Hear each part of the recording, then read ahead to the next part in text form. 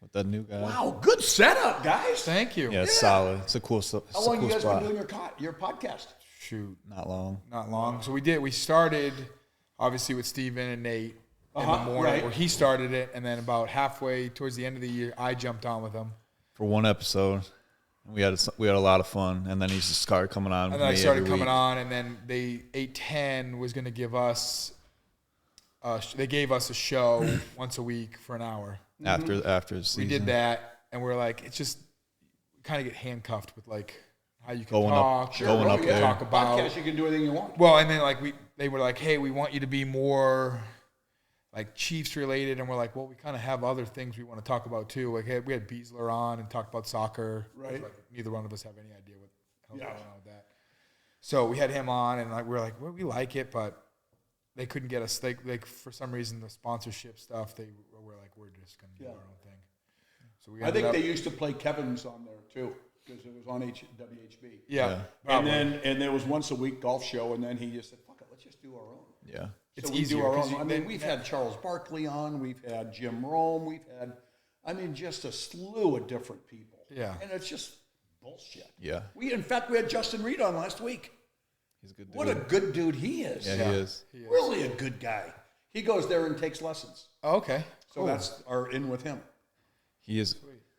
Yeah, the 810 stuff. Their communication is kind of ass over there. So we just.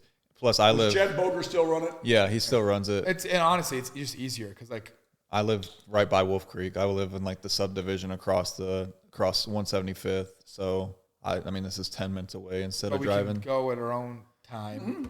Just make sure it's out by the.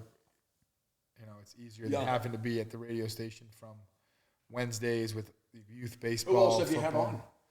We had Barry Rubin, Hall of Fame. We had a strength coach for the Okay. Chiefs that were just retired. He's one of our close buddies. Right. We had Steven. Steven was our first. We've done a couple, just us two, and we've come to find out that it's a lot harder to get Chiefs players that are really good friends of ours to agree to come on. And they're just like, oh, well, we're supposed to have Clyde on. Didn't show up. 30 minutes before he's supposed to be? He's like, hey, I just woke up from a nap. I'm not going to make it. Well, We're like, all right. We did. Justin, he came on ours, and I think we did it at 11 in the morning, and it was after a Monday night game or a Sunday night game. Yeah. It was the Jet game. Okay. So they got home at 3 in the morning or Yep. something, Yep. and he was there. He was there. Yeah, I think you have a little bit more. Well, I think he's got. I think the name. I think the name has got a little bit. No, fuck, I mean, they always say, hey, we're doing a podcast. We'd love it if you could make it. And so I always say, fuck, yeah. I'm more of the talent guy. I get the talent. Because I called up Barkley. I said, hey, Charles. And for instance, this is when, we were talking about something. What happened? I think there's a bounty on somebody. And he said something about, he said, I'd kill George Brett for $1 million. What are you talking about? It was something like that, Yeah. But you can drop the F-bomb anytime you want to. Oh, you don't and have to that's go, like when I was with you guys the other day, I said shit, and I Yeah. went, oh, I can't say that. Yeah. Yeah. Oh, You yeah. I know? mean, he said. I said You bullshit, said bullshit. the other day. Like I think maybe the week before. week before. Yeah. And and Steven loves it because he's he does his podcast Sure. and swears, and he came on here. He's like, hey, can we cuss? And I'm like, yeah, this isn't the radio. You want. So he was like, he loved it because Mark was back there because it's like a 20-second delay, Right. So he can click that stuff. But we're like, it is just Cool. way easier to. So you're a big do our hunter thing. and fisherman too, huh? Yep. Okay. Yep. I go down to LaRoche's place a lot. Mm-hmm. You know Adam? Yeah. There's a place real close to where just right down the road, a little bit. It's down by the Amaretta. I think it's Amaretta. Illigs, you know the Illigs at all? They own the soccer team. They got the best freaking duck club in the world. Okay. So He's right off. You go 320th Street, you turn left. It's right by the power plant. Lacine. Yeah, it's right by that. And it is, I swear, he has SEAL Team 6 coming in. They come in every year. Yeah, Adam bring does. their- they Adam bring does their too. So shit. Nate knows him pretty well, right? Who Nate Bucati? knows who the SEAL Team is? No, the guys that own that. Illig, yeah. I'm Yeah. sure he does because he does all the broadcasts. Yeah. But it is the most unbelievable you go there and they have their own pro shop. Yep. I know exactly what Nate was telling me about it. Where is Adam went up there because Adam does a lot of the vet hunts and stuff like that. So he went up there to see the difference. And they have obviously I don't know. So if you you've like been, duck hunting? Oh yeah. I'll You've been take you down out to there. La Oh, yeah. Roches? I go whenever I want to. Yeah. I'm great friends with the Illig family. But he was like, this place is top of. I mean, they do. So Adam, obviously, you know how Adam is. He's just his mission is the actual like quality time with these guys hanging out. Right. They'll go get Dixie plates. Well, this place is like they fly in. If they got a company that comes in, they'll go get custom plates with their logo and their name on the plate. Like, Where's it at? Up north? no, it's South? just south. Right down the road. It's 30 minutes from It's here. 1 hour from my house, and Yeah, 30 minutes from here. Mike, one of the Illigs, he lives 3 blocks from me. So Yeah. Where do you live, on the plaza? I live in Mission Hills, right by Kansas City Country Club. Oh, okay. So he just drives his golf cart to put No, I wish I did. Well, let's do this. Yeah. Yeah, I got lunch at noon. Okay. All right. Where you got lunch at? We'll get you out. on time. I do a Monday lunch group with these guys. I'm 70. I'm the youngest guy by 8 years. So there's guys in their 88, 90 years old. Yeah. They've been meeting together. They've been meeting together for 50 years. Wow. And when somebody dies, they get somebody new. And I've been in this group for 15 years. Where do you guys go? Charles, we used to go someplace different every month. Now we go to Charleston's on at State Line, at that mall. Charleston's, what is that? 95th and By Oak Park Mall? no, the other mall on Ward Parkway. Oh, by the like a movie theater and all that. I've never been to Charleston's. Never heard of it. Well, I'm not really. Me and Sherman are just out south, and that's kind of the way. Well, that's what you do if you live out here. that's the way we roll. Yeah, you just stay out south. Yeah, everything's better out south. Yeah. Depends. Well, very special guest today, Hall of Famer, best Kansas City Royals baseball player of all time, George Brett. Sherm, how cool is it that we got a living legend right here? Yeah, no, this is. You guys give gas mileage? Yeah, we can. I mean, whatever you need, we'll take care of you. I mean, for sure. No we're one fine. else that comes on. We're is fine. Not, Oh God, that not was, getting that. You know what? It's been so long since I've been out south, out in this area. Yeah. And I was telling you before we went on the air, I was a member at Wolf Creek, it's probably 40 minutes from my house. And the reason I quit is because it was 40 minutes from my house. Right. And I asked some guys today where Bucyrus was, and they say, oh, it's out by the old 3 and 2. And thank God the old 3 and 2. Well, the 3 and 2 off K7 and Shawnee Mission Parkway. And I'm going, wait a second. So just before I was driving down Shawnee Mission Parkway, I put in the address and it said get on I-35 and go south. Yeah. I would have went straight west. No, I know where the 3 and 2. I mean, Yeah. I'm there almost every weekend for the boys' baseball tournaments and stuff. Yeah, we're not How anywhere. brutal is that Where's that? drive? We're not anywhere close to that. Yeah, where's that at? exactly. Literally off of K7 and it's K7? 87th. Yeah. If you go 87th okay. off 435 and head west, Yep. you can run into the East complex, but then also Right. the West complex. Just keep going on that 87th. So all the let way me to- tell you a funny story about going out there. I had 3 boys. I have 3 boys, 30, 29, and 28 almost. 3 different teams, 22 miles from my house. How many times you think I was out there a week? I'm 7 probably- days I a was going to week. say probably every day. 7 days a week.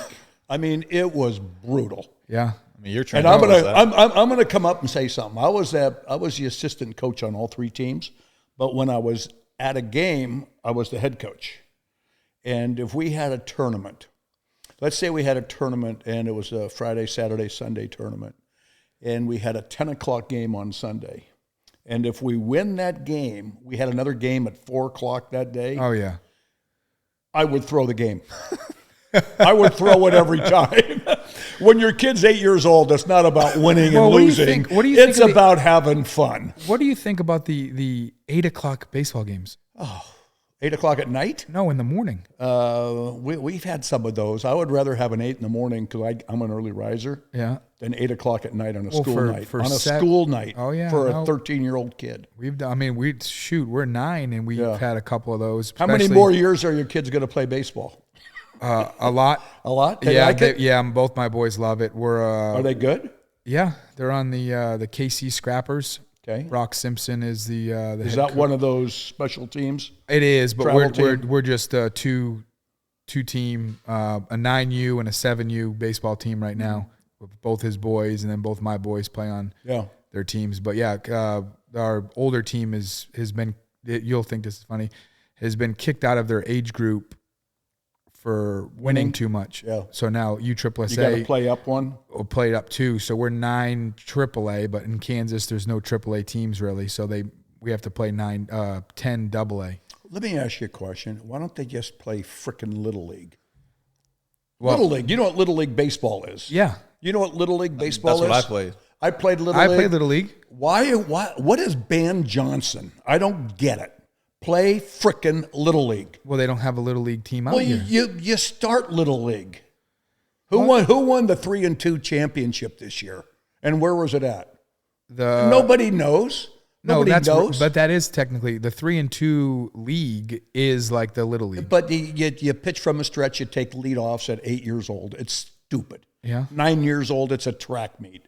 It's not a baseball game. I And you agree. play these coaches, and it's 12-0 in the third inning, and they're stealing bases on you. that's And you're Sherm's going, teams. Coach, let's go. No. That's What Sherm. are you doing? Sherm- Don't do Sherm's that. almost gotten in like 5 fights at his Little League games. I mean, it's No. absolutely crazy. It's absolutely crazy. That's my one regret about living in Kansas City. I don't have many, is that my kids didn't get a chance to play Little League. And I watched the Little League championship this year on TV. Every game, not every game, but every game, my hometown, El Segundo, California, they won it. Yeah. I know the head coach. I know the head coach's father. I don't know any of the kids, but they won the Little League World Series this year, and I watched every game. Yeah. Well, I mean, hey, you got some pull around here. I don't have any start. pull. Let's start a Little League I program. don't have any pull. I'd love to. I remember one year watching it, and there was a team from outside Jefferson City, Webb Web City. City. They were in the Little League World Series, and we'll never go to the Little League World Series because we play frickin' 3-2, which I don't even know what that is. So And they don't play American Legion; they play Ban Johnson. And, I don't know what that is. Yeah, that's what the Babe Ruth League. That's I like don't 13 to 15. Oh, okay. Yeah. 13 No. to 15. They have the Babe Ruth World Series. I've never heard of the Ban Johnson World Series. Well, I mean, come on, let's we're- Sounds like a lot of we've bullshit going so on in our sports. our baseball team is we've contemplated having like a Little League organization set up, because I think you can essentially just with Little League you can just make boundaries and classify yourself as Little League. Mm-hmm. And I think it's as simple it is. But what it is, it's 3-2 is it's its own. So USSSA and Perfect Game, which you probably Right, know of, I are know, both I've two heard of 'em. organizations. The 3-2 is its own league. So they just have the complex that USSSA uses for all their tournaments. Blue Valley Rec is a rec league that is the same. They're just not classified as Little League. So if Blue Valley decided that they wanted to be the Little League organization, they could. They would just have to classify themselves Sure, as they Little would League. just have to say we're playing Little League and playing Little League rules. Yes, and I mean that's essentially what could happen if one of these organizations wanted to do If it. they just said we want to try to Yeah. get to Williamsport. Is there not Yes. Little League at Heritage? No, it's all these fields are all like, it's either you can be Olathe Rec, you could be Blue Valley Rec, you could be 3-2 League, which is And its it's just own. the rules are the only thing that's probably different. Yeah, so like for us, we played kid pitch at 8 years old last year because we got kicked out of the machine pitch, and like you said, it was a walk. You get on first, steal second, steal third, pass ball, you steal home. Right. Another And it walk. was just a track constant meet. circus. It Well, was a track meet. we went up to Iowa and played 2 tournaments, which I'm not. These were very similar to you couldn't steal the base until the ball crossed the plate, which is, and then they shut down home plate, which is really cool. So you could, if you did have a kid that was really fast, he could steal second, steal third, whatever. You didn't really have that. You had to hit your kids around. But on a pass ball at home, you could not steal. You could not take the base. Okay. So you had, you could get a kid on third, but now if you Now you couldn't got to hit them in. if you couldn't hit, the guy's going to be stuck on third and the 3 outs and you're done. So like we went up to Iowa and played 2 tournaments last year, and they have it figured out with that. It was 8U kid pitch. It was well done. I think there's a lot of things that I think some people around here could definitely look into different rules for the youth ages, because we've talked about it before. It does become a circus with kids just running around. And no kid at 8 or 9 years old can really probably throw. And we've got a couple of catchers that are pretty decent, but like Throw to second. Throw it down from behind the plate to second base and really realistically get an out. Like, well, it starts with the pitcher. The pitcher's got to be able to throw a strike. Yep. Then the catcher has to catch it. And then he has to throw it to second. And then your shortstop or second baseman has to catch it, and he has to tag somebody. Right. And when you're 8 years old, that doesn't happen very much. No, I remember the first time I think the kids were 8 years old or 9 years old, and they're playing, and I didn't even let our team throw the ball around after an out. Right. Because they couldn't do it. Yeah. oh yeah, we still don't do it. Yeah, no. we would practice. Just get it back to the. We practice practiced it. We practiced it, and I said, okay, if the guy makes an out, the first time a guy makes an out, throw it around. And if we drop it or we make a bad throw, we're not doing it the rest of the game. Yeah, we had a couple that we tried. We were practicing, and the catcher, we throw a strikeout.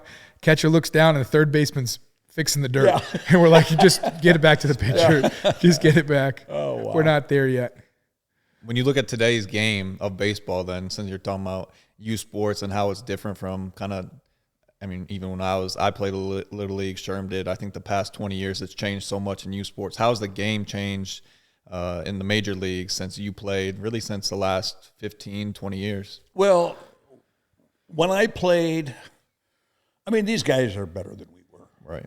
I think we were better than the guys that played in the 40s.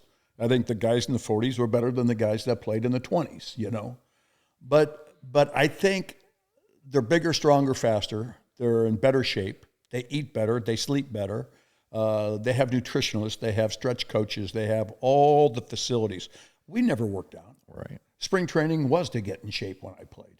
Mm-hmm. There was a guy that played third base for the Pittsburgh Pirates, Richie Hebner. I don't know if you remember that name. His father or his family from Boston area, from Massachusetts, they owned a graveyard. And Richie in the off season would dig graves. And they asked Richie one year in spring training, you're in pretty good shape. He said, hell, I buried guys in better shape than I'm in, But that's what spring training was for. Right. Back when I played, I remember I bought a home in Blue Springs, my first home I ever bought. And I think the minimum salary then was $14,000 or $15,000. And if you had a wife and a couple kids, which this guy did, season was over, he'd go out and get a job. Well, my parents sent me something from Southern California, and Roger Nelson, my old teammate, dropped it off at my house. He was driving for UPS. I bought my first house from a realtor named Paul Splittorf. I bought it a week after the season ended. Yeah. Season's over, he's selling real estate. Yeah. So nowadays, and we went to spring training to get in shape. Because everybody had to support their family. Freddie Patek used to sell cars. I don't know what other guys did. I didn't really have to because I was single. And, you go back to 1973, 1974, you're making $14,000, $15,000 a year. That was a lot of money. I didn't have to, Right. do anything. 1975, bought my first house. But it was, spring training was to get in shape. These guys stay in shape year round now. I mean, I saw your workout room below here. Every facility has indoor cages now. Every facility has workout rooms. Every facility has strength and conditioning coaches, shrinks. They have dietitians. But I think the game of baseball now, you used to pride yourself on your batting average. Right. That was the big thing, your batting. That's all anybody talked about, batting average. I think there was 8 guys in all of Major League Baseball this year hit over 300, which is embarrassing. Right. Strikeouts, you wanted to commit suicide. When you struck out, I was so pissed. And I see guys strike out 3 times in a row, and they walk back in the dugout, and they take their helmet off. Smiling and take laughing. off their gloves off, put them in their helmet, put their bat in the rack, and go sit down. If I struck out twice in the game, everybody would leave the tunnel. There would be helmets flying, and you're wearing metal spikes on cement, and you throw your helmet, and then you slip and fall. And then you really get pissed. Yeah. And then you get up and you throw it harder, you fall down again. Now you're really fucking pissed. You want to kill somebody. I feel like that's kind of like that in football too. It's just crazy. It's just crazy that, to me, batting average was everything. Now it's all OPS and WAR and exit velocity and launch angle and I really have a tough time following the game unless it's the Royals. I'll watch some of the playoff games, but I have the MLB app on my iPad, and I can watch a condensed version of a baseball game in 8 minutes and see everything you need to know. Yeah. And then if I really want to throw up as I'm drinking my coffee in the morning, I'll look and watch all the strikeouts because it'll say Verlander strikes out 11. Right. So you can watch all 11 strikeouts, and that's what I throw up. Yeah. When I watch these guys strike out but it's a frustrating game. I love the change of 20-second time clock. Mm-hmm. Speeds it up a little bit. I love that. It's easy to I watch love that, now. and I think people like it. I think the majority of fans like it, and I think the casual fan likes it. Maybe the hardcore, diehard fan, he doesn't mind it. The longer games, but if you're going to try to They need to make it more attractive for the viewers. Get more people that aren't really into baseball. If they want to really draw them in, they got to get rid of some of the dead time. And I like some of the things like that. Yeah, you can't take your eyes off the game now. If you look down at your phone for a second, you're going to miss a pitch or two. And I feel like that's the big thing that the MLB is probably trying to fix is, like, the NFL, like, you can watch. It doesn't have to be the Chiefs. You can watch any game in the NFL and you're into it. Channel. Well, I'm just saying if you're into football, where baseball, it's like you're going to watch your team, and if they're not playing, you're probably not going to flip a game on. Yeah, I'm not going to watch Cleveland and Milwaukee play. But if it speeds the game up, you might throw it on for a couple innings just to see what's going on if there's nothing else on. I think that's where the MLB is having those issues where they're trying to get more viewership in the younger crowd and make it more. That's what they're trying to do, get the younger crowd involved. Because I think a lot of the younger kids are starting to play soccer. Right. And they're starting to play other things. Lacrosse, I think, is getting real big, and it's taken away from baseball. So you got to get these guys out there. I mean, if I was the Royals, I would do more promotions, try to get kids out there. Right. I would do dollar hot dog nights 3 days a week. Yep. Get them out there. Let them know. Show them a good time. Yep. Show them a good time, and then they'll say to their dad, "Hey, let's go watch the Royals." I want a hot dog. Yeah. Rather than I want to watch the game, I want a hot dog. Both my boys are really into baseball. Well, you got a haul. How many games do you go to a year? Royal games. Maybe one. And the reason is we've got you got these other sports that they're both playing football and that kind of stuff. But my middle son, my second son, my middle child, he is he loves football, but like if he had to pick between the two, he would pick baseball. Well, any day of the week, and he would go to a baseball game and sit there and not. The other one kind of gets antsy, and he's like, "All right, I'm done at 5 innings." Right. The other one will sit there and watch. You can make it 5 innings though. That's pretty good. Oh yeah, I mean we were at the baseball field last night. Yesterday afternoon for the second half of the tournament. We played Friday night.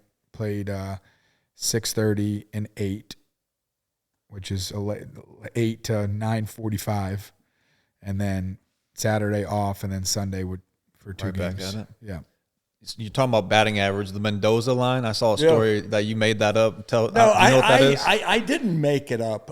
Somebody had mentioned it to me. Chris Berman's a good friend, and he and I used to hang out a lot together during All-Star games or whenever ESPN was doing one of our games, and we were together. But we would always hang out together, and we were in Cincinnati, I think, at an All-Star game one year, and he comes up to me and says, "What are we doing after the game?" I was shaving in the locker room, and I said, "I don't know. Let's just go out." And it was smoking hot, smoking hot. So we went out and we had some beers, and I brought up the Mendoza line, and he goes, "What's that?" And I said, "Well, that's Mario Mendoza, the guy that hits 200 every year for the Pittsburgh Pirates. Good shortstop." And so he thought that was the funniest thing that was named after him. Well, I didn't make it up, but he had never heard it before. I was the one that told him, so he gives me credit for the Mendoza line. And if you're a baseball player, believe me, you don't want to be at the Mendoza line. There's a lot. But there are a lot of players at the. There was a guy, what's his name, Scharberger or whatever. Schwarber, Kyle Schwarber. Kyle Schwarber. He hit 180, Yeah, and like 47 170 home with runs. 47 home runs. Yeah. Would that be acceptable in your age, in the 70s, 80s?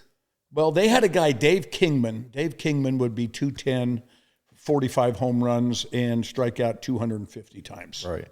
But mean, you knew that's what you were getting, and Yeah. there was one guy in the whole league doing that. I think the Dodgers have a guy, Muncy, who hit under 200 with like 30 home runs or 35 That's home runs. Giancarlo Stanton every year, too. Yeah, I mean, and Carlos Stanton used to be a good hitter. Yeah. I mean, he used to hit 300, I think. Do you think that's a mental approach for those guys? Is it physical It's things? it's acceptable. It's acceptable, and it really wasn't acceptable back in the day. You would get tossed back in the minors? Well, or? unless you're Dave Kingman. Okay. But there were a lot of guys. If you're hitting 200, you're not going to have a chance to stay at the major league level, Right. unless you're hitting with 40 at bats. You got 10 home runs and you're hitting 200. But it just kind of evolved over time with Dave Kingman. The more home runs he hit, everybody said, "Well, he's hitting 40 home runs. We got to keep him." Selling tickets? Yeah. Well, Hit the long with ball. that being said, when in your career did you know that the MLB was going to be a thing, Major League Baseball, or when did you start getting that pub that like, hey, you're good enough to be there or play there? It was I played 2 years in the minors, 2.5 years in the minors, and never hit 300. And I got called up to the big leagues. Hardly played at all. I think I had 40 at bats. I hit 125. Next year I go to spring training. Last player cut. Go down to Omaha. There 2 weeks. They trade the third baseman, Paul Shaw. They give me a chance. I'm hitting 200 at the All-Star break. Charlie Lau gets a hold of me, changed a few things. And I'll never forget this. He said, "Okay, our goal is to get to 250 by the end of the season." And we hit extra every day at 3 o'clock on the road, 4 o'clock at home. And some days might have been 20 minutes. Some days might have been for 2 minutes, just trying to figure out what the hell happened in one day. Yeah. And got it to 292. Well, no, I'll never forget coming back in to the dugout one time about a month and a half later, and there's probably a month and a half to go in the season, and I'm on fire. I'm getting 2 or 3 hits every game to get your average up there. And I'll never forget coming into the dugout, and I said, "Charlie, we're at 250. We made it to 250." He said, "So what? Let's get to 260." I said, "Yeah, but you said our goal was 250. He said, "No, 260. I got to 260, 270, 280, 292 with 4 games to go. They fired him, and I went 1 for 11 the rest of the year and ended up hitting 282. And I thought I made a lot of progress, but did I really believe that I belonged and that I was good? No. So the next year I went out and hit 308. That's when I finally realized it took me 700 at-bats maybe to figure out that I belonged. I belonged in the big leagues. And when you win a batting championship at age 23, you feel like you belong, Yeah. But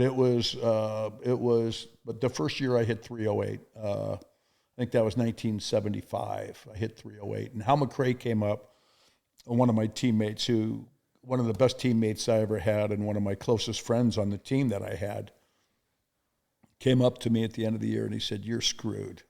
And I said, "What do you mean?" He said, "God, you're 22 years old. You just hit 300. They're going to expect that every year." And I said, "Hell, Mac, I expect it now." Right. Once you do something, you expect to be able to do it again and get better with age. And that's what I was able to do. I got better up until I was, I'd say 32 years old, 53, 85, 32 years old. I was getting better every year. And then after 32, 33 kind of plateaued. And then at 37, 38, 39, you start losing a little bit, you know. You start losing it a little bit.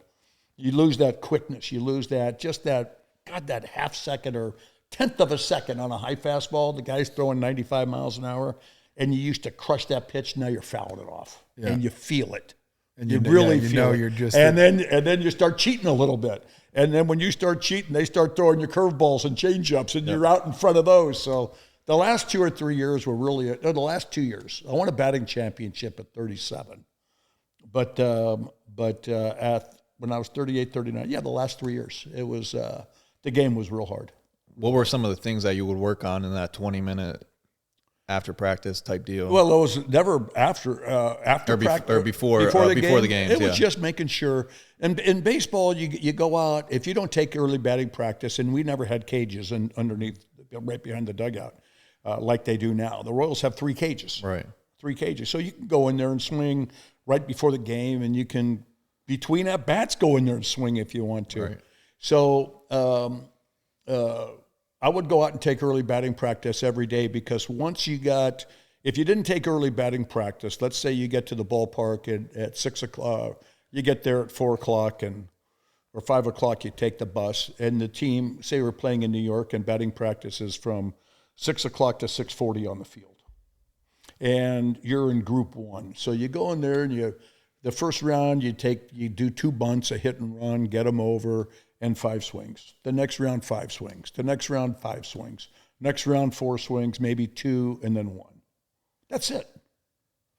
Well, I never wanted to just take regular batting practice and be searching the whole time for my swing. Right. So all that was the early batting practice was, okay, everything feels great. Oh my God, everything feels great. Now, when I took regular batting practice, I wasn't working on anything. I was just kind of getting the swing. Go ahead and getting that same feeling. Whereas before, I mean, if you're sitting there and you can't get a ball out of the cage and you're rolling over balls and you only have 15 swings. I wanted to make sure those 15 swings right before the game, I was swinging the bat good. Right. So that's the reason sometimes it took 10 minutes. Sometimes it might be maybe only 5 of extra batting practice. You know, so when I entered the game, I had the feeling that I was locked in. Yeah. I was locked in. Now, what was your mindset like when you went up to the plate? Were you just like see and hit, grip and rip, or no? God, no. I would always tell myself that this guy on the mound doesn't want to face me. He does not want to see me up here. I love that. You know? So I feel with Sherm. What? Just in general, just in life, he doesn't want to. I always tell him I'd whoop his ass, and he never takes the challenge. I don't think you could whip his ass. I'd whoop his ass. I don't think so. No, but that was my mindset, that I was better than the pitcher. And then let's say when I first came up, it was obviously you don't have a lot of confidence in your ability. It's like anything, you know, and you have to have some success before you really start believing in your ability. I'd be on the on-deck circle, and they'd bring in, say the Yankees were playing the Yankees, and they had a reliever named Sparky Lyle. And I'm on the on-deck circle, and he's warming up in the bullpen, and I'd say, God, I hope they don't bring him in to face me. Mm-hmm. I've already made an out. Right. And it wasn't until I started to have some success, and I said, you know what? He's gotten me out in the past, but I'm going to get his ass tonight. Yep. Yeah. I'm going to get his ass today. And at least I put myself in a position to succeed mentally. Mm-hmm. Driving to the ballpark, if you say, you know, you're listening to the broadcast on the radio and they go, yeah, the Royals game tonight, you got Dennis Leonard versus Ron Guidry. And if I said, oh, God, Ron Guidry's pitching, God. I would say to myself, okay, he's got me out in the past, but I'm going to get his ass tonight. Yeah. I'm going to get his ass tonight. Yeah. I just tried to put myself mentally in a position to succeed. Yeah. And that's all it was. And sometimes you're lying to yourself. You got to lie. But you got to put yourself in the right mental frame to succeed. Yep. Because if you don't, you're not going to. Yep. I remember watching we had a guy on our team, Buddy Biancalana, who was a Mendoza guy, Mendoza line guy. He was on David Letterman in 1985 because he hit like 190. And we won the World Series in 85. And so he goes on David Letterman. He got a couple big hits in the World Series. against the Cardinals. And I remember a game that year. There was one out in the ninth inning. We're down by a run or something, and Buddy's on the on-deck circle, and the guy makes an out, and he starts walking to the plate, and he turns around and looks at the dugout. You want me to hit? You're not going to pinch hit for me? Guess that's what? not a good approach. No, that's not a good approach. And if I was the manager and he did that, I would have got Brett Saberhagen or Mark Gubizaw, or I would have pinch hit a pitcher. Just to make a point. Just to make a point. Yeah. Just to make a point. Yeah, that's why I think I could whoop Sherm's ass. I got the confidence to do it. Yeah. My mindset's always the right way. Okay. If it doesn't Well, happen. if you guys are going to fight, let me know. I'll drive out here and watch it. All right. We'll set I'd that up watch then. that. We'll set it up. Perfect. We got the people what they want to watch. You talk about the World Series, 85. Royals win it again 30 years later. What are the differences, similarities between the teams? What was that experience like winning a world championship? They had a lot better bullpen. I think in 2015, the Royals started this in 14 and 15, where they just loaded up the bullpen. They had 4 closers. If they were winning it at the end of 5 innings, the game was over. They changed the game. Changed the whole game. Changed the whole game. Their team was a lot like ours. They had great speed, good defense. In 1985, we had great speed. We had great defense. We hit the ball the other way. That team hit the ball the other way. They didn't strike out. They were the hardest team to strike out in Major League Baseball. They struck out the least of any team in 2015. And I don't think we struck out that much in 1985. But we put the ball in play. We had good defense. Our bullpen was decent. We had one guy out there, basically, Dan Quisenberry, who, threw 85 miles an hour, but threw from down here, and the ball would do all that. And for some reason, all left-handers wanted to pull him. And I faced Dan Quisenberry one time. He got released by the Royals, and he signed with St. Louis. We're playing him in spring training in in Baseball City outside Orlando. And I've seen Greg Nettles, I've seen every left-hander try to pull the ball, and all they do is hit a ground ball to second baseman. Right. And Charlie Lau always told me, if the guy's got a good sinker, move up on the plate a little bit and just think a second baseman over to left field, because the ball's going to be going away, and just try to hit a line drive up the middle or left center field. So sure enough, I'm facing Dan Quisenberry. I moved up about 2 inches on the plate. Second pitch he threw me, I hit a line drive double in the left center. And it was just from listening to Charlie, but watching all these good left-hand hitters just keep pounding the ball to the second baseman. Yeah. No, for sure. You got to go with it sometimes. Yeah. There's nothing wrong with hitting the ball the opposite way. No, I was just telling. Nothing wrong with it. And I think that's the problem with so many hitters today. They refuse to do it, especially now that they got rid of the shift. In 2000, yeah, did you like that? The shift? Yeah. God, I wish they would have put the shift on me. I would have hit 500. And yeah. Because I could hit a ground ball to shortstop whenever I wanted. Yeah, and that's why I was like, I've always, when I'm watching that, I'm like, why don't the guy just try to tap it out there? I mean, I granted it's not, I'm sitting there on the couch not trying to hit a 98-mile-an-hour fastball, but I'm just in the thought of like, just, there's no one there. Just, if anything, just lay a bunt down to the left side or something. Here's a problem, too. I think if you go back and you watch films of old-time baseball back in the 70s and the 80s, everybody stood off the plate. And so you could hit the ball in the inside corner that way. Right. Now everybody stands on the plate. Yep. And they can't hit a ball in the inside corner. They can't get inside it. And I remember in 2013 when I took over the hitting coach job for the Royals, I said, I'll do it for a month. I did it for 2. And when I took over, Mike Moustakas was hitting 183, I think. And Hosmer was struggling. And I asked Mike one time, I said, Mike, here's what I would do if I was you. And I would back off the plate a little bit. And all you got to do is hit a line drive or a ground ball to shortstop. And it's a base hit. And once you show the other team you can do that, then get back up on the plate and start pulling. He said, no, fuck you. I'm hitting it through the shift. Yeah. That Okay. Yeah. Okay. I feel like I would a little bit better coaching, a little bit be more coachable when you've got a Hall of Famer who's done it before. Baseball players are weird. I mean, I don't know. I didn't know. Like if some fullback came in, it was a Hall of Famer, and was like, "Hey, this is what I would do," I would have been like, "I'll try it." Yeah, I mean, Try it. Hey, Yeah, why try not? See how Try it it. goes. If he didn't play, it'd be a different story. But like G. Lou, receiver coach for the Chiefs for a while, he played 10 years for Coach Reed, played receiver. So anything he said to me, I would do exactly what he said. I'm like, all right, this guy played for 10 years.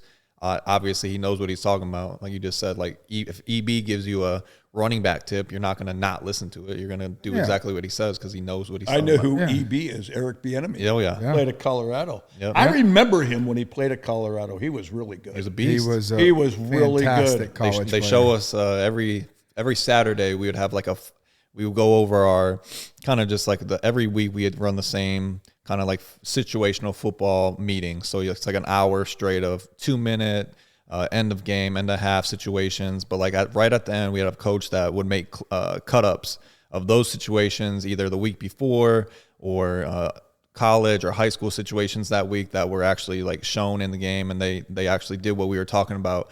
And then he would pull up clips from coaches, players, anybody in the room. He would pull up some random old school high clips. school or like college. they always would pull up EB's clips, and everybody would go crazy because he's running guys over, sprinting 100 miles an hour. It's like you have to show so much respect to those guys once you show the clips because they've been there, done that. Yeah. One of the greatest clips I've ever seen is Andy Reid at the punt pass kick at the LA Coliseum as a 12-year-old. Yep. That's one of the funniest pictures They show that you once will a year. ever see in your life. Well, I guess he says now that his defense is that those That he kids- was huge. That he was older, but the kids behind him weren't the same age. There was different age groups out there. That's what. That's what why he says. would you put a 12-year-old next to the 6-year-olds? Yeah, I don't know.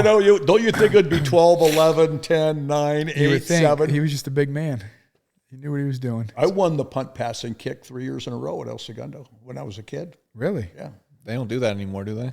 I don't think so. I don't know if they do or not. I know they do it. I know the NFL does it, but I think it's not like I remember doing it. Like even 25 years ago, I remember doing it, but I don't think it's like. Oh, I didn't do that. Because your kids play the travel football. They don't play Little League. They don't play Pop Warner.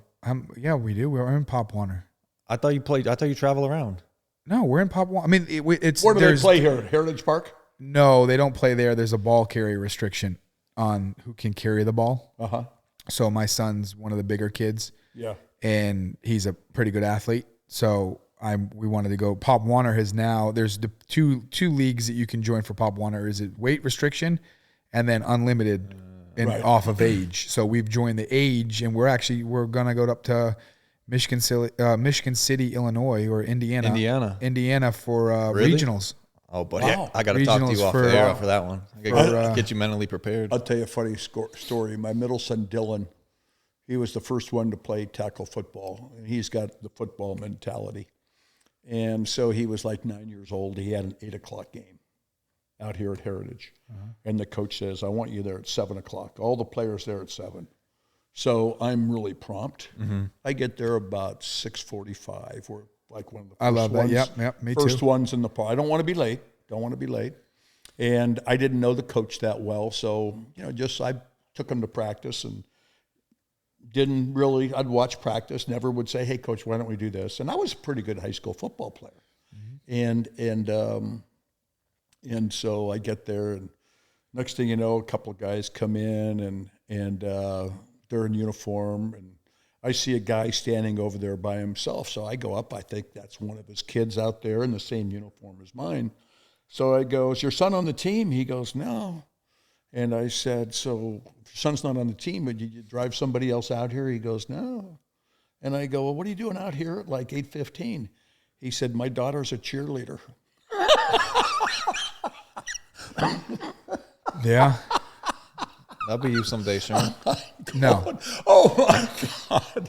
Could you imagine? And there was no cheerleaders there Right. yet, but the same thing. Okay, we got to get these 8-year-olds out here to cheer. And, I hope I don't. I fall thought in that boat. was the funniest freaking thing I've ever heard Oh in my yeah, life. no. I mean, I had 4 younger sisters, so I obviously played football and baseball my whole life, and my dad would go to grandparents, everything, and then once I went on to college, I had 4 younger sisters, and they all did cheerleading. So my dad was at all the games, Yeah. but he was there for the cheerleader, not the football player anymore. No, Remy's not going to be a cheerleader. She's softball player, volleyball, soccer. She wants to though. She won't. She wants to play flag football. How old is she? She's 5. She wants to play flag football. That's what happens when you grow up with the older bros. Yep. A couple of the boys. Being a Yankees fan, I gotta ask about the Pine Tar. Gotta ask about the Yankee days. Who are the toughest players on the Yanks, and pitching wise, who are some of your hardest matchups? You know, I always say when people ask me now who are the toughest pitchers you ever faced, I always say nobody. I always do. Mm-hmm. But, you know, the Yankees, God, Guidry probably had as good a stuff as anybody I'd ever seen. And I remember after the 80 season, he had a really good year. I had a good year. And I hit 390, and I think he was 27-3 or something, 25-3.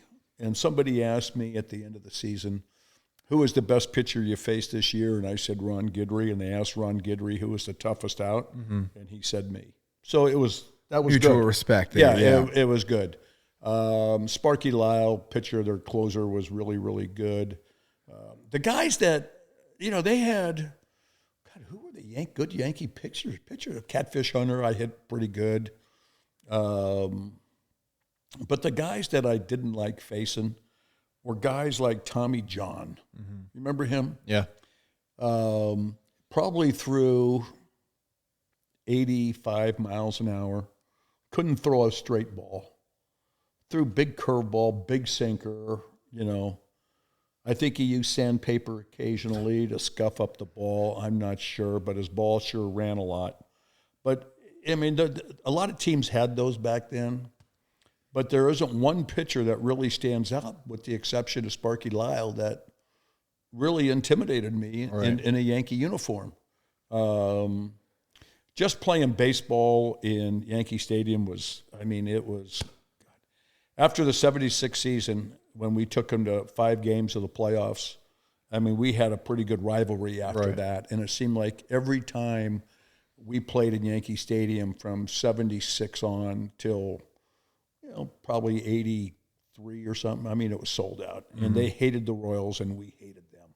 So it had always made those games so much more fun. Every time the Yankees came here, it was sold out, you know. And I don't know if it was the difference of, you know, Kansas City, in my opinion, is so proud. St. Louis wants to be a big New York City type city. Yep. Kansas City is very happy being a cow town, Yep. a small Midwestern town. We don't try to compete with Chicago's and New York's and LA's and San Francisco's and places like that.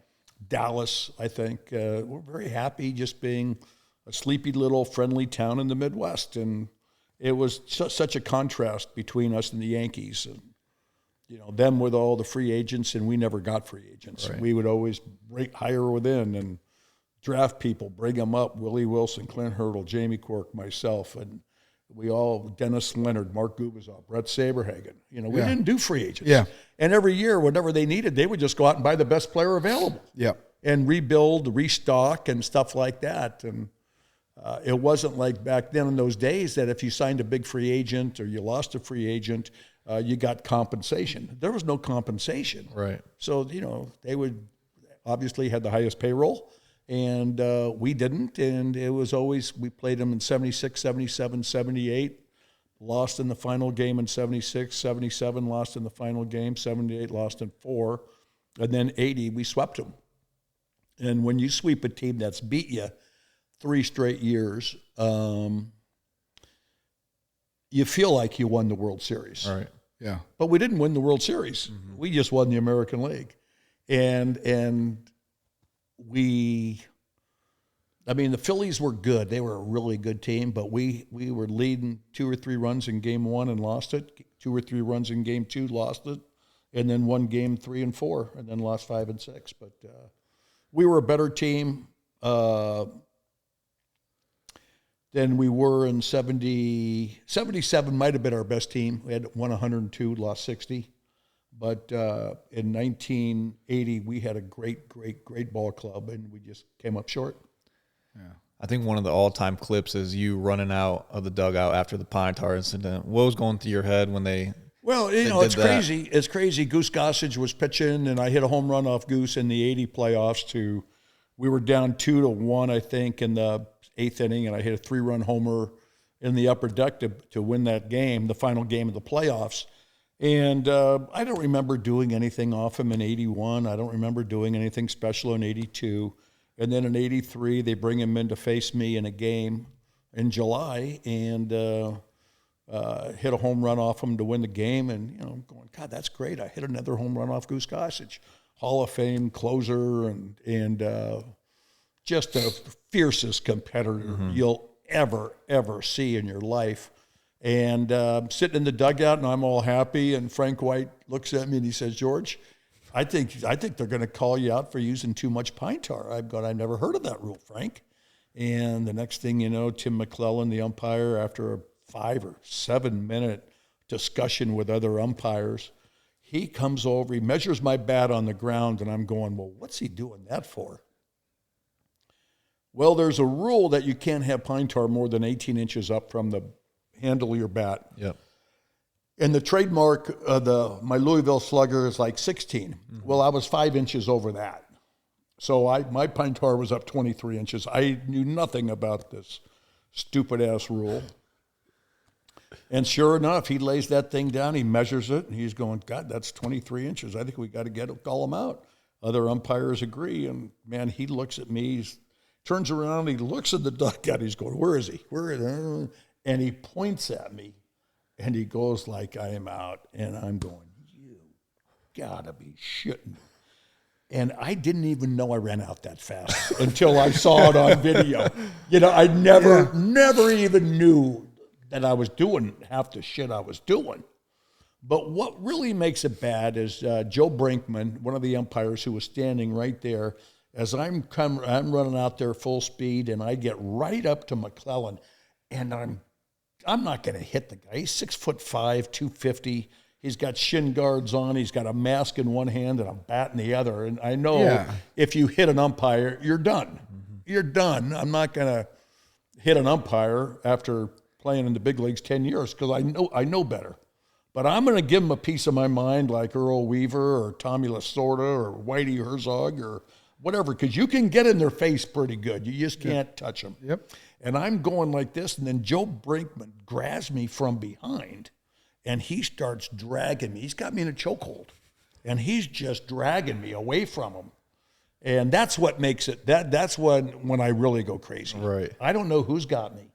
I'm just trying to get free. Yeah. And finally, he lets me go. And some of my teammates just kind of stand around me and stuff. But, it was a crazy day. John Sherholtz, our general manager, wrote a letter, he and Dean Taylor, to Lee McPhail, the president of the American League, protesting. Lee McPhail looks at all the evidence and says, okay, the home run stands. So about a month later, I'm kicked out of the game, obviously. We're flying on our way up to Baltimore. We have to stop and finish the game from that point on. Well, since I'm kicked out of the game and all this crap's going on in the courts and stuff because they're saying it's illegal to play the game, because there won't be any security at the stadium, and people that had tickets want to come back in, but they're not going to open there was all this stuff going on, and the next thing you know, that morning, the judge says, no, they're playing baseball, open the stadiums, anybody can come in if they have a ticket from that game. I think about 1,000 people were there. I didn't go. I didn't even go to the game. I went out and had dinner, or a quick snack at some Italian restaurant right by LaGuardia where the plane stayed. So these guys have to get off the plane, jump on a bus, go there. Hal McRae's up next. He hits a ground ball. Quisenberry comes in. He throws 5 pitches. Game's over. Then they got to go in, shower, drive back to the airport, and then we flew to Baltimore, and we ended up winning the ball game. But it was crazy. It's kind of glad I didn't have to go.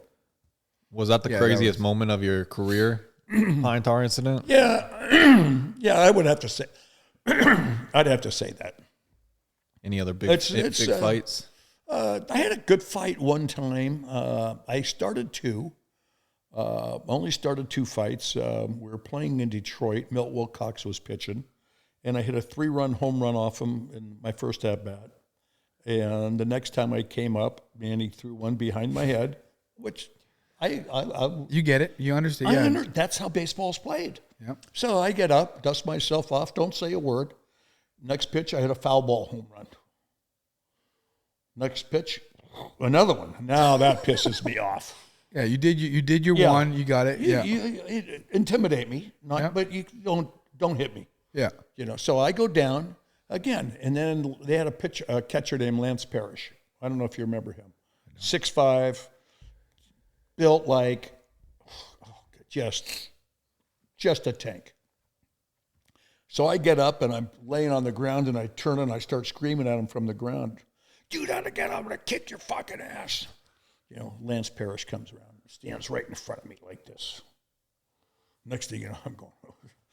So, Big boy. yeah, I get back in the box. I fly out to center field, and we had the first base dugout, and I round first, and I told Milt Wilcox, I'm going to kick his ass. He says, "What's stopping you, son?" So instead of running to the dugout, I ran to the mound. Yeah. Like an idiot, I take my helmet off. Why would you get in a fight and take your helmet off, Yeah. And I remember throwing that thing down, and we got there, and I'm running at him full speed, and he's kind of coming at me. And I never said a word to pitchers on opposing teams. Never said a word to him. On the mound, he looks pretty, because he's standing on a mound, he looked pretty big. I didn't realize he was 6'3". So here I come running at him, and he's not on the mound anymore. Yep. And I'm going, I'm going to get my ass kicked. I went this far. I'm going to finish it through. I got to. So I and I'm running at him, and I'm winding up, and I got it going. And the first base umpire, guy named Greg Koss, grabs me from behind and is like, get there. I just stop. So we get there. Now I kind of got a hug on him, and he's got a hug on me. And I get him on the ground, and I'm on top of him. And now, baseball fight, everybody in a dog pile. I swear to God, I'm hammering him. I'm hitting him time and time ago, right in his face. But I can only get my hand back. It's like this. I can't get back because guys are on me. I'm going, giving them noogies, Oh, that's great. Yeah. That's great. Yeah, they don't do the fights like they used to. But you know what? I got kicked out of the game. He didn't. Probably got fined $500. Nowadays, you get in a fight like that, probably 5-game suspension. Yep. Yeah. Unpaid, right? You're unpaid. You're making $20 million a year. Yeah. That was a big Think check, about it. yeah. Oh, yeah. Is it worth it for them? No, you don't see any fights anymore. You'll see a little bench, little. Yeah. Pushing. But you will not see anybody go fisticuffs anymore like you did back in the 70s, 80s, and 90s. What That's the would you best, though, do when they see when it. you got thrown out of a game? What would you do? Go sit, Well, you go sit- shower, well, eat, you clubhouse? Go sit in the locker room, have a few beers, Yeah. snack, watch the game on TV. How many games do you get kicked out in your career? I was good for about 1 a year. That's about it. I never got fined. I never paid a fine. I think the Royals paid everyone.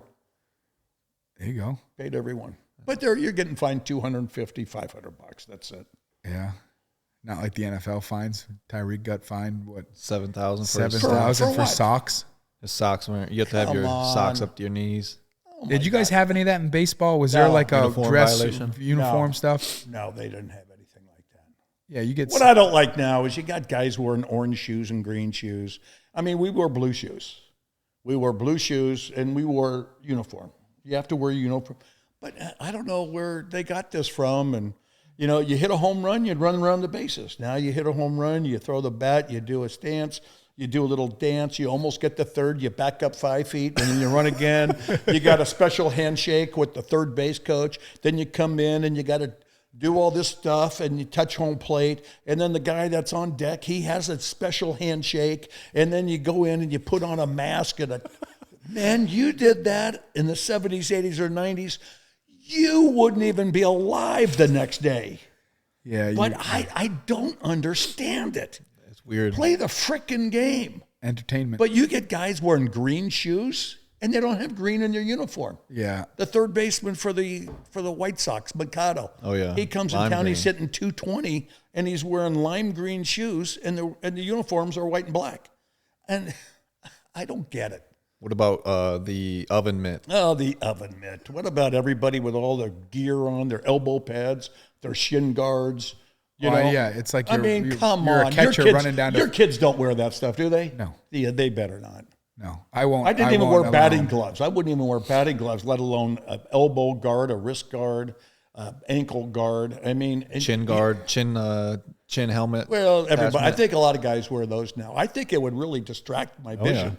No, I do. no. Rex. I and think Bo it would have the really open distract helmet, my vision. But no, you know what? I think they should make a rule. It's embarrassing. It's really embarrassing sometimes when you see a third base or first base coach standing there, and let's say the first guy gets on, and you see this a lot in spring training. Now bat boys are going over to get all the armor. But, you know, the first guy might get on, and the guy takes off his batting gloves and gives them to the first, put them in your frickin' pocket. You got pockets, put them in, yeah, you know? yeah. Or then the guy's got to get his little oven mitt on, his oven mitt. So he gets his oven mitt off. He takes his elbow pad off. He takes his wrist or his ankle guard off, and he gives it to the first base coach. The next guy gets on, and the guy goes to second. Now he takes off all his shit, and he gives it to the first base coach. The next thing you know, the next guy gets on. The first base coach is over there like he's going shopping at the grocery store. Yep. He's got so much crap in his arms. And I think Major League Baseball should put a rule in. Whatever you wear to home plate, you wear on the bases. Right.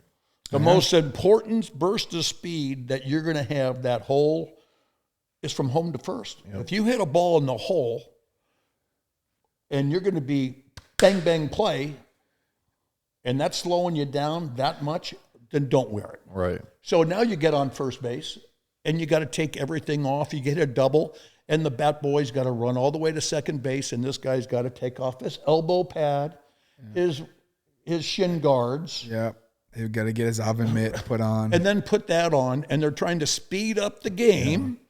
The oven 20 mitt. seconds between. Well, Bobby Witt got picked off the last game of the year. Yep. Last game of the year, he's trying to go 30-50. He gets picked off. He gets picked off first. He gets in a rundown. He makes it back to first. The umpire calls him safe. Bang, bang, play. Well, he goes to grab the bag with his hand, you know, to hold on to it. But he's got his oven mitt on. And those things are like, they're not an oven mitt where you can bend it. Yeah. You can't even bend them. Really? It's like fiberglass melted and stuff. And he couldn't grab on. He slid off, and the guy tagged him. Well, what are you going to do? That's why, you know what, I never slid head first. I always slid with my feet first. yeah, If you slide feet first, you don't need an oven mitt. Yeah, it's baseball's weird nowadays. well, you got guys that still slide feet first with the oven mitt. Yeah, you see that. Well, that's the stupidest thing. Well, yeah, What's that for? I don't know. I just think they like putting it on. They gotta look good with it on. I don't know. Look good, play good, I guess. I don't know. I don't get it. What was it about Kansas City that made you stay here after you're done playing? Well, I got to the big leagues in 74 being my first year. 75, you know, you have no pull then. Right. You have no pull. Yeah. 75, you know, all of a sudden we were pretty good. Now, the Oakland A's won the World Series in 73, 4, and 5. They were in our division. And so 76, we beat them. Now we go to the playoffs. 77, we win our division again. I signed a 5-year contract after the 77 season, I think it was. And 78, we win again. 79, we lose by 2 games. 80, we win. We go to the World Series. about 1981, I signed another 5-year. Because I'm going, God, I've been in the big leagues 6 years. We've been in the playoffs 4 times. Right. You know, Yeah. where else am I going to go? Playing in October. It's like you guys playing in January and February. Yep. That's when the fun is. Yep. Yeah, it's tough to play. It's not tough. I mean, I always enjoyed playing the game of baseball like you guys enjoyed playing football. But when you make the playoffs, it's special. Different. I'm going, okay, now if I don't sign this 5-year contract, and where am I going to go? Who's paying all the money for free agents? I could be a free agent and probably make more money. Am I going to go to California? No, I'm not going to go there. I grew up there. And it's a pain in the ass to play in your hometown. Okay, I'm not going to go out there and play for Gene Autry. Do I want to play in New York with George Steinbrenner? No. Do I want to go to Texas because they were starting to get into the free agent market? No. Do I want to go to Chicago? No. You know what? Kansas City's a pretty good place. So they had a lot of respect for me, and I respected the organization because they offered me a 5-year contract very early in my career. And 3 years went by, and they said, we want to sign you for another 5 years. So I said, okay, fine. So then about 3 or 4 years go by, and they go, hey, we want you to finish your career here. So before you know it, I'm locked up for 20 years, and it was all long-term contracts. Yeah. And if I had to do it over again, it would have been better for me to sign. I would have made more money if I would have signed 21-year contracts, because I realized that you never get cut. They don't cut your salary ever. Right. You got to be really a shitty player to get cut. Yeah. And the way they just started giving raises out, you know, it would have been better for me to sign 21-year contracts. But I was injury prone. I mean, I had 5 knee injuries. I broke my shoulder. I had torn ligament, rotator, labrum, 5 knee surgeries, or 5 knee injuries, all playing on AstroTurf. Everyone came on AstroTurf. But if you sign a long-term contract, you're signing security. Oh yeah. You're, For baseball, sure. So you get paid. You get paid every penny of that contract. So it was a great move. But you know what? I wouldn't have signed all those years with the Royals if I didn't think that we would be competitive.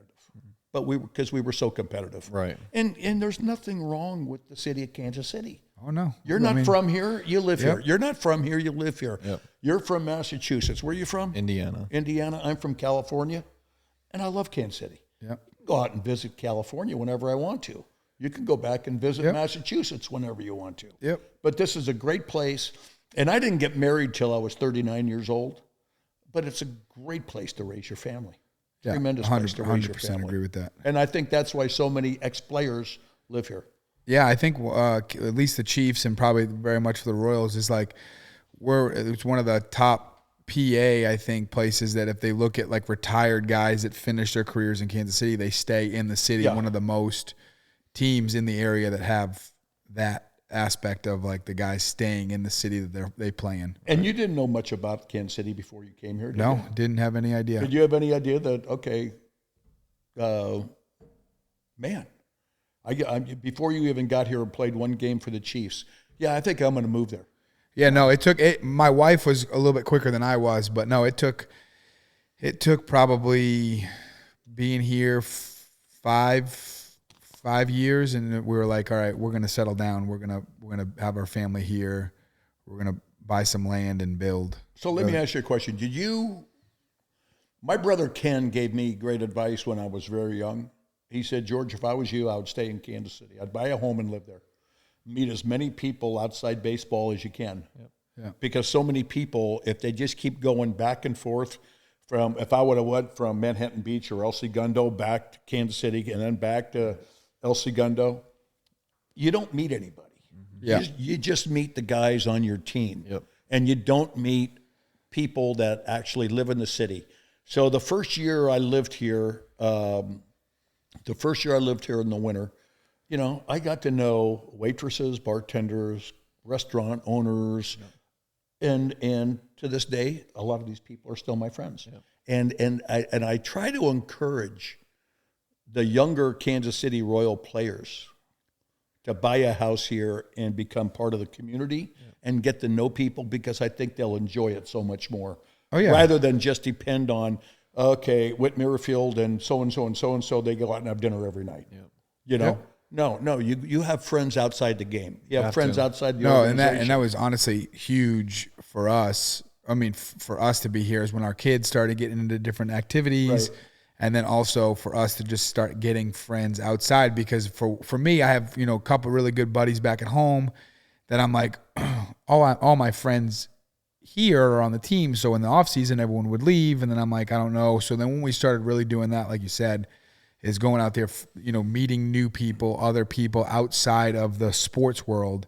That's when we were like, okay, we've got a really, really good group of friends here, and we're going to stay here and put up our roots. And especially when your kids get to age where they start school. Alex Gordon would always go back to Lincoln, Nebraska. And then all of a sudden, Alex Gordon, we got 2 months to go or a month and a half to go in the season, and his kids would go, didn't have to go back to school.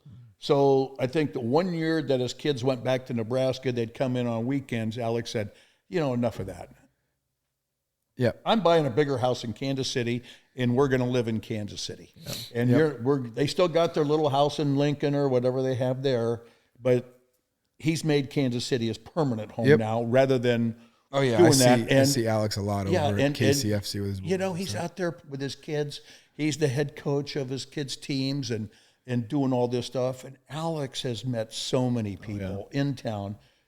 And it's easier for a guy like Alex or you or me to meet people. Yeah. It's not like we work at, some company and that's it. The people, they definitely care about their athletes that are in town that have played. Even me, like I played in 5, 6, 7, 8 games in my career, but outside of football, people still care about me. They want to help as much as possible. Those connections that you talk about, it's something that, to me, I've never been anywhere else, so I don't know any better, but all the free agents that have ever come to the Chiefs always talk about, like, man, this place is awesome. The team loves each other. Like, the guys want to hang out outside of the building. And then, 2, you go outside of the building. Like you said, you meet a couple people. They want to help you. They want to do everything to make you feel at home. And I think that's what's special about KC. Do you want to ask him the question about how you think you can manage an MLB team? Yeah, what's that? So your front office time, we'll get out of here in a couple minutes. I want to ask this before you go. I have a strong confidence that I could go be the Yankees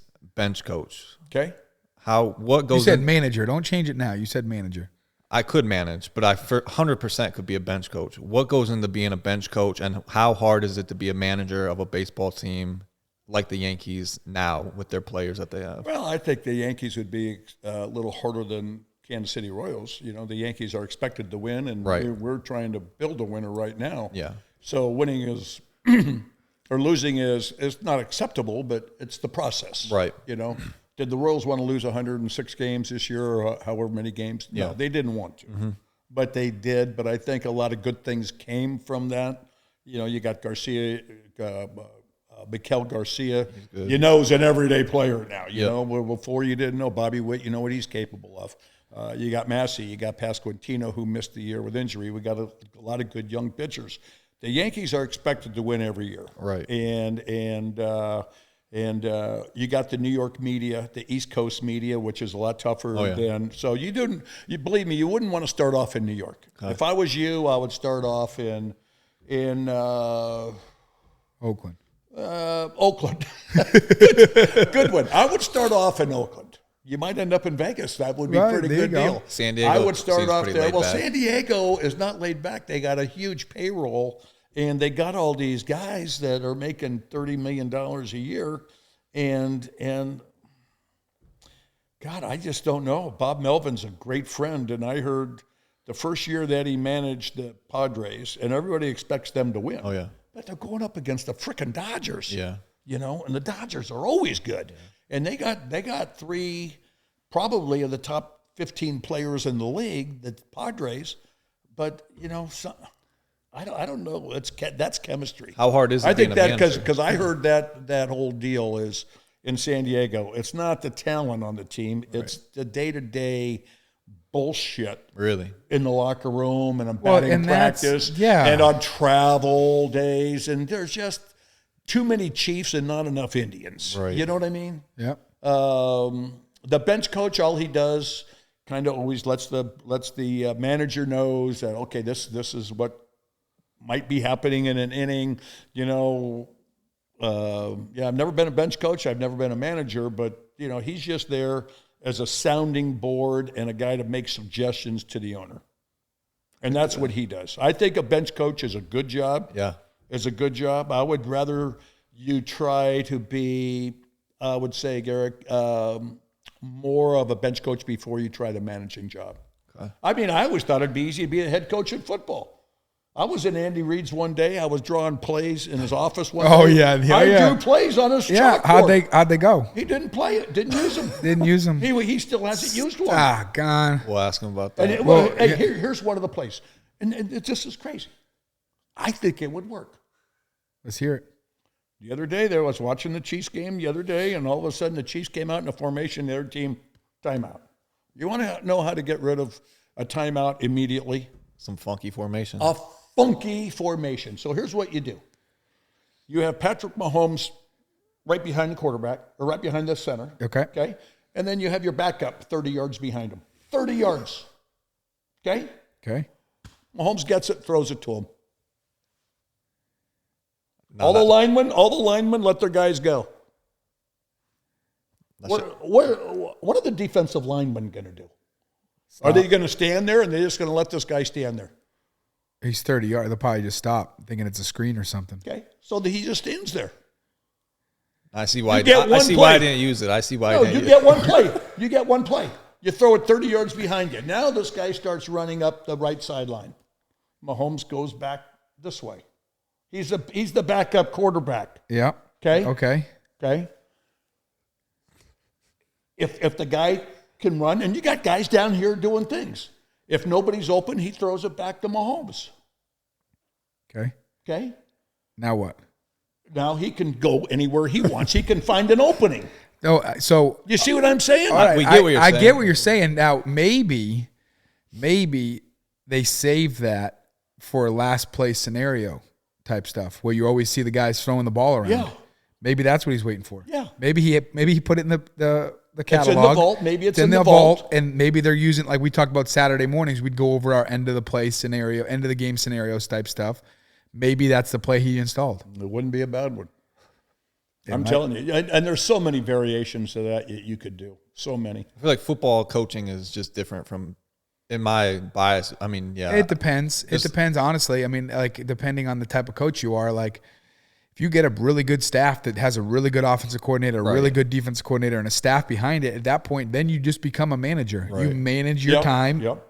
You put the calendars together, the schedule together, where you want guys at what times and stuff like that. And then at that point, you become a manager. And I don't know, baseball manager. Spags, you manage this guy, and all you do is. Yeah, like, hey, you got your defense, you do your thing, and we'll oversight it. But other than that, like, we're not going to, like, does the manager have a lot to do with what the hitting coach is doing with their guys? No, nothing.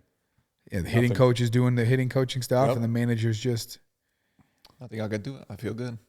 Yeah. Okay, so I got to get going. I have lunch in. Yes. Yeah, you're good. Minutes, but I got to say one thing before we do that. I got a message here from somebody I don't know. Last night I was watching. I watched the Chiefs. That's about it. But I got a chance to play golf with Sean Payton this year. A friend of mine got married, and he was good friends with him, and we were playing out in Arizona and Whisper Rock. And since I'm a member there, I had to host some of his guests. And so he put me with Sean, and I was talking with Sean, and he's just a great guy. Loved him. Had a blast with him.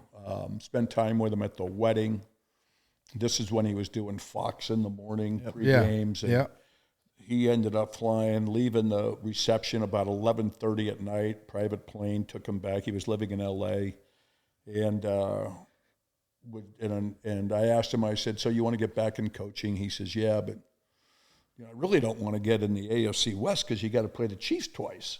So guess where he is? In Denver. And they played the Jets yesterday. And he made some comments about Hackett. Yep. And I was watching the end of the game, and all the players were going up to Hackett afterwards. Oh, yeah. and they were hugging him. Yeah. I guarantee, and I love Sean, and I bet he wishes he could take back what he said. 100%.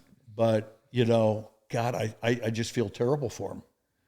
And then the coach of the Jets came over, and I think Hackett wants nothing to ever do with Sean again. And Sean probably would like to reach out, but, it's just. And they might have. It's an in awkward, closed it's doors just or an something. awkward situation, Yeah. And I feel bad for Sean. I really do. Football coaches, especially, They don't forget, do they? They don't forget, but they're such a tight-knit group. Like, if you mess with one, it's like, all right, this guy's the target. And that's kind of what, unfortunately, Sean's done to himself. It's everybody, like, just dislikes him because of what he said. I mean, how hard is it to win in the NFL? Extremely it's hard. so And I hard. think, and I think, honestly, that situation gave the Jets Motivation. a lot of little bit. motivation. Yeah. And now, granted, it's not going to be enough to really just go out there and whoop And it was someone. a But close game, and then Wilson fumbled. Yep. Yeah. At the end of the game, they run it back, and they win by 10. So, And the media. But that's when the players were going up, and you could just see the how excited the players were for Hackett. Oh yeah, no, I mean, And 'cause that's that's to me your- that's the relationship. If the players like the coach, and I think you guys all love Andy and love all the coaches that you guys have had with the Chiefs, and you win a game. I mean, you feel good about yourselves, but you feel great about the coaching staff. Oh yeah, 100%. And that's what's great about like it. I love we've talked about this multiple times. Like, I want Washington's offense to be the best offense in the NFL this year because of how are they UB. doing? They're okay. I think they're putting up points. Their defense hasn't been great to really above keep them in. average. Yeah, They're above but like Doug Peterson, he was a coach here. Sure. Oh, yeah. I want Jacksonville to do well. Right. Like I think we talked about it on the radio the other day. Like, when I have buddies or teammates or coaches in other areas, I want them to do really, Ryan really O'Hearn. well. I follow Ryan O'Hearn. Yeah. Every day I get up and I look at Baltimore and look at the box score. Yeah, and that's but I do really and I want Jacksonville to do well because of Doug, and I want EB to do well in Washington, and I wanted Nagy to do well in Chicago when he was there, but now he's back. So there's a lot of G. Lou and the receivers. I want the receivers to be awesome in Baltimore. Mm-hmm. Like, granted, it could hurt the Chiefs in the long run, but I'm like, that's what I want these guys to have great success when they're not in the building anymore. Okay, so I got a question for you. Do you go to every Chiefs game? No. You? I haven't been to one since I left. Last one I went to was Raven game when Patrick threw that crazy pass to Tyreek. I got his jersey from that game. That's the last game I went to. Was it the It was Sunday afternoon? Fourth down. DeMarcus Robinson had that catch in the end zone. Is that what we're talking about? I played in that game. It was like 4th and 15 or It was something. like 4th and 15, rolling And I to was the sitting right, with Brett throwback Veach. left. I was sitting with Brett. yeah. I was sitting with him. He said, "I want you to come to a game and sit with me." And I said, I don't want to be around 78,000 drunk people. I don't want to drive another. I just don't want to do it. He said, "I'm sending a car. You're coming and you're sitting with me." So that's where I was in that game, and it was unbelievable. I'll never forget it. Yeah, no, I mean, yeah. I'm the same. I'm like, My kids go to every one. They tailgate. oh, good for them. I Yeah, mean, I'd rather just sit Guess at my what? house and watch it. Yeah, guess what? Guess what jersey my oldest son wears every game? Winchester. He's the only one, and Winchester saw him before a game, and he said, James, hey, where did he come up? my son was a long snapper. He was a center in high school. Hey, and James Wins lives like 5 minutes south. James lives down the street here. we met him at the Super Bowl party last year. Yeah, James is We one of met my him, close friends. And my son was just going crazy. That's awesome. Like you said, that's probably the only one Winchester. in the whole Yeah, stadium. only one in the Oh whole yeah. stadium. Oh yeah. No, I've seen that. I've seen it. Yeah. I've seen that. He sits right behind the goalpost. Yeah, I've where seen Tony the- DePardo's band used to be. 8 I've rows seen up. Winchester jersey up there. Well, George, we appreciate your time, and this is thank you. obviously Yeah, a this was true great. honor. This is This a true was honor great. to have you on. So we appreciate Yeah. it, and hopefully, Maybe Well, I'll we'll take have you you up on to our. Maybe we'll have you guys on our podcast. I'd love that. We can talk about golf, Talk about golf, football, whatever we Well, want to talk about. we had Justin Reed on the other day. He was great.